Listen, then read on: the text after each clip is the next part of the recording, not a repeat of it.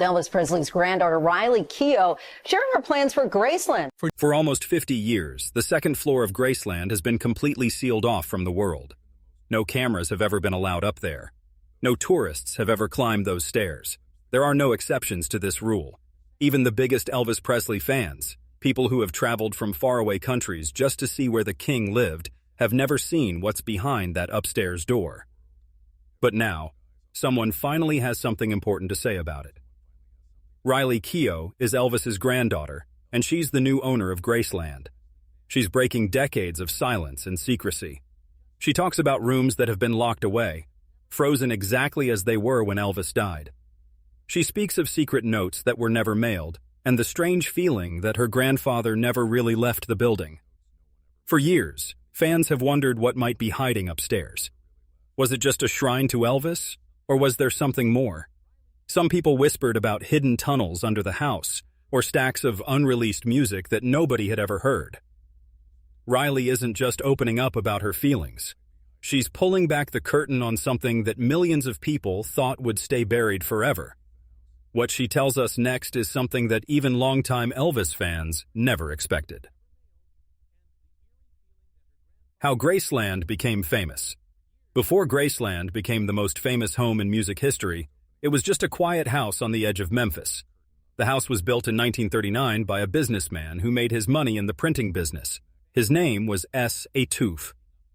The house sat on peaceful land surrounded by open fields. It had charm, but nothing too fancy.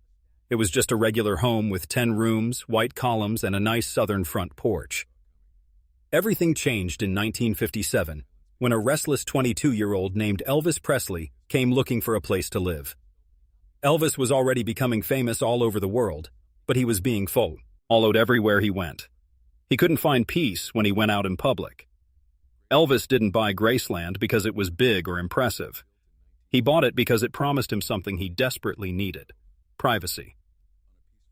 But fame has a way of getting into everything. Over the years, Graceland became more than just a home. It became part of Elvis himself.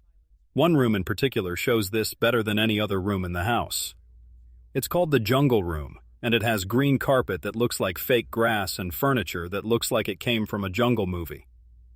The room was wild and strange, but that's where Elvis recorded some of his last songs. These were dark, moody songs that showed how he was feeling during his final years. Just behind the house, there's something called the Meditation Garden. Elvis had it built in 1964 as a quiet place where he could think and relax. Years later, this garden would become the place where Elvis was buried. It's the one part of Graceland where silence feels sacred, and visitors still speak in whispers when they visit, even decades after Elvis died. Graceland opened to the public in 1982. Since then, over 20 million people have walked through its gates. It's the second most visited home in the United States. Only the White House gets more visitors. But even with all the tours and displays, one part of the mansion has always been completely off-limits: the upstairs. This was Elvis's true private space, his sanctuary. What Riley discovered behind that final locked door is where the real story begins. What Riley found upstairs. For decades, the staircase leading to Graceland's second floor has been more than just a barrier. It's been a line between public history and private sadness. No tour guide ever crosses it. No camera has ever peeked behind it. That entire upper level has remained exactly the same since August 16, 1977, the day Elvis Presley died upstairs. But Riley Keough has seen it. As Elvis's granddaughter, she spent parts of her childhood walking around Graceland's halls while tourists passed below, not knowing that just above them, an entire world sat frozen in time. She remembers being told not to touch anything, but she could still feel everything: the air, the stillness, the strange comfort of a space that was left exactly as it was. Elvis's bed is still made. His clothes still hang in the closet. The clock above his bed hasn't moved since the paramedics arrived on that terrible day. On one nightstand sits a worn Bible filled with handwritten notes. On the other nightstand are bottles of medication, some still full. Under the bed, Riley found a shoebox with bold letters that said, "Do not open." Inside were letters that Elvis never sent. One letter was written to Lisa Marie, his daughter. Another simply said, To whoever finds this after I'm gone. Riley also found Elvis's private study.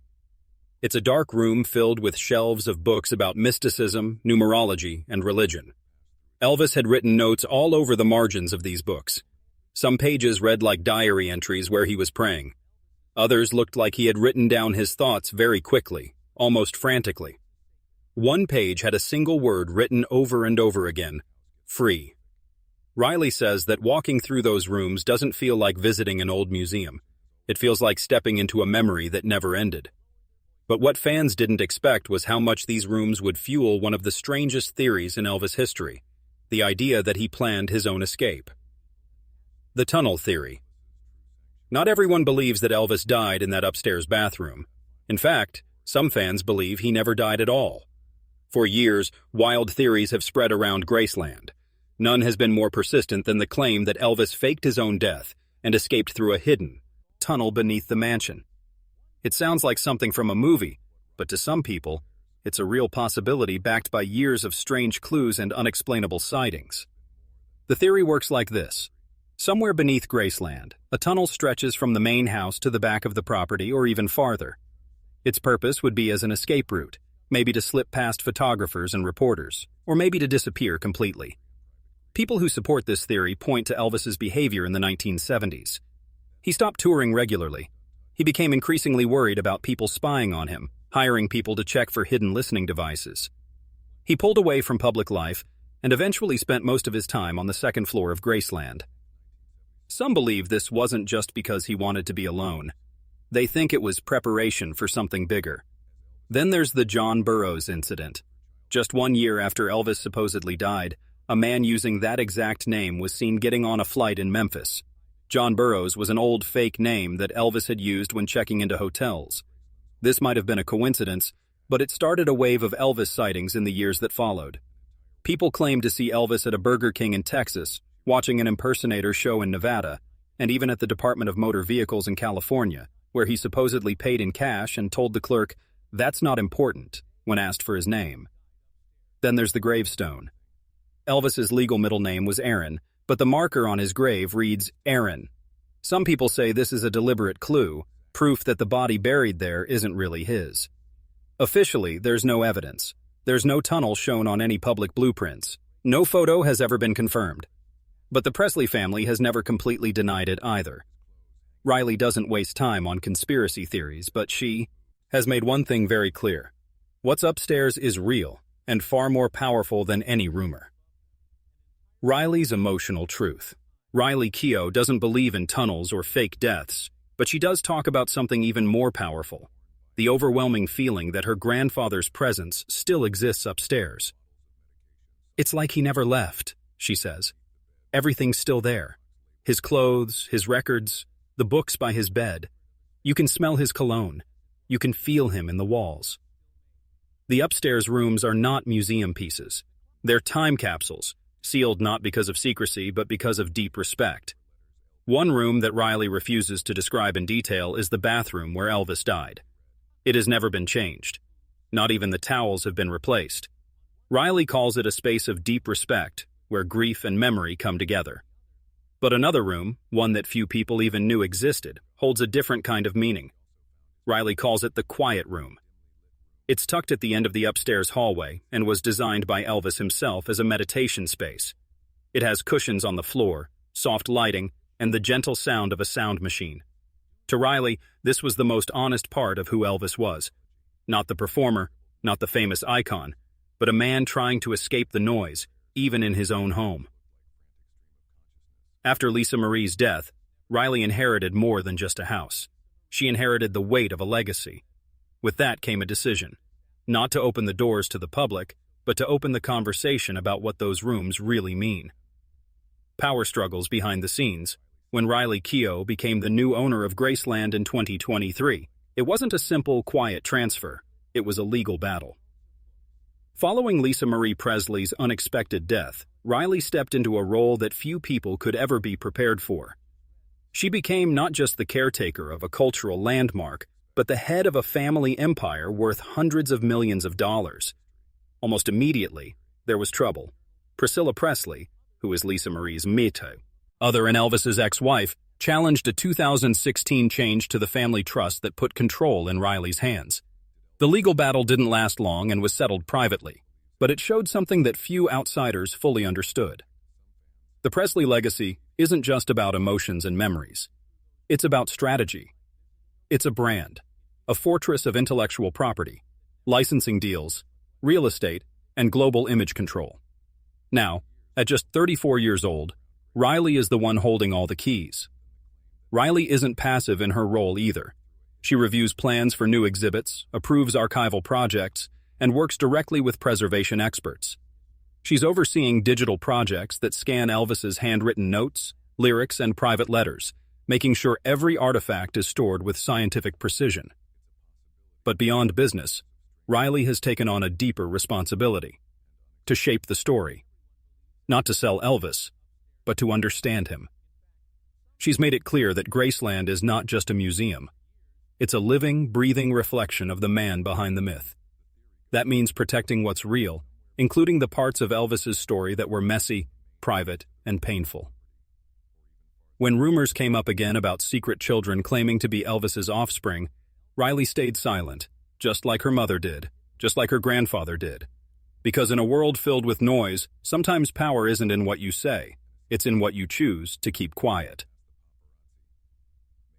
Are there secret heirs? Whispers have followed the Presley name for decades. Rumors suggest that Elvis may have had children that the public never knew about.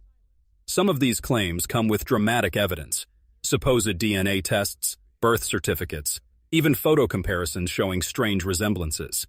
Most of these stories disappear in tabloid headlines, but some make it to courtrooms. One man tried to get Elvis's body dug up for testing. The request was denied.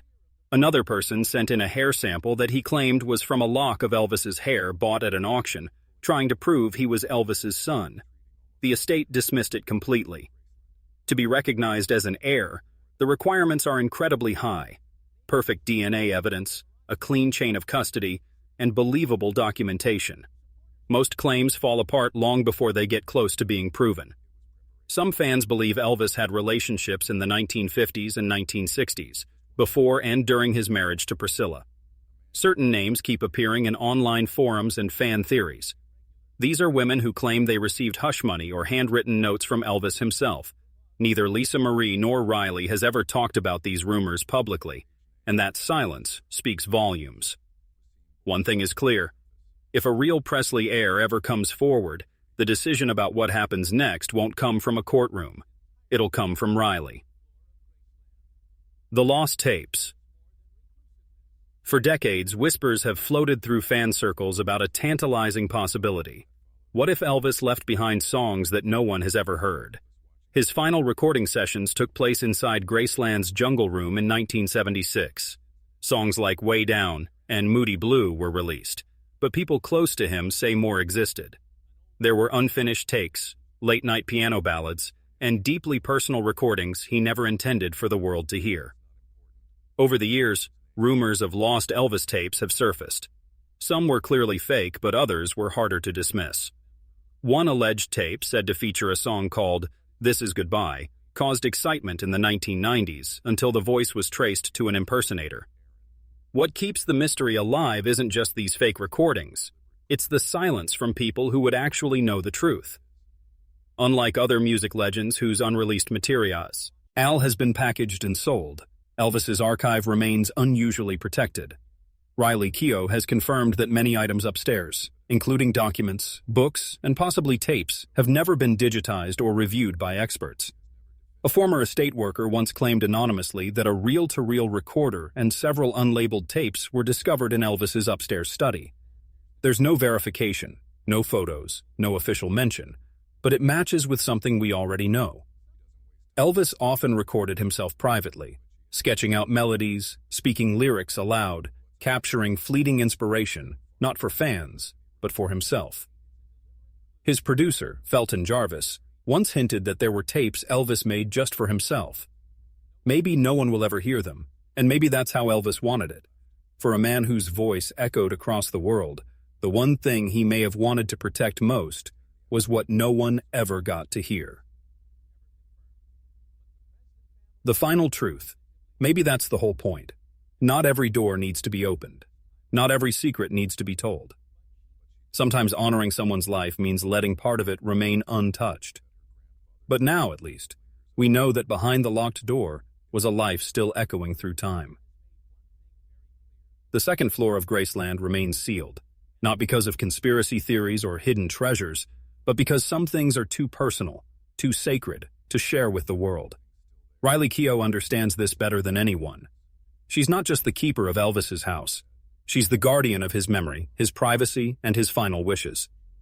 In a world where everything becomes public, where every secret eventually gets exposed, Graceland's second floor stands as a reminder that some mysteries are meant to stay mysterious. Some doors are meant to stay closed. And sometimes, the most powerful thing you can do is simply let someone rest in peace.